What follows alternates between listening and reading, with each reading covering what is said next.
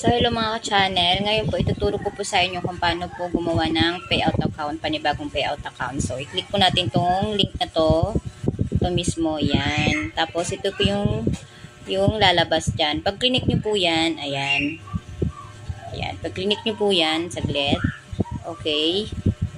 Okay, ulitin natin. Ito po na create new business. Yan, create new business. Yan po yung i-click nyo para makagawa po kayo ng panibagong payout account. So, mag-fill out ulit kayo dyan ng panibagong payroll o payout account ng information nyo. Nagkamali po kasi ako nalagay ko ay non-profit instead na individual. So, nag-report po ako kay Meta Support Team. Tapos ito po yung binigay sa akin na link. Yung pinakita ko sa inyo sa unahan kanina. So, ayan.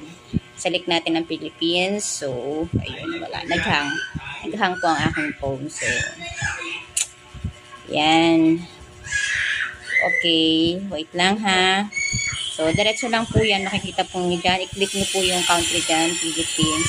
And then, dire-diretso lang po yan. After po nyan, pupunta na po yan sa tax information. So, ipapakita ko po sa inyo after nitong video.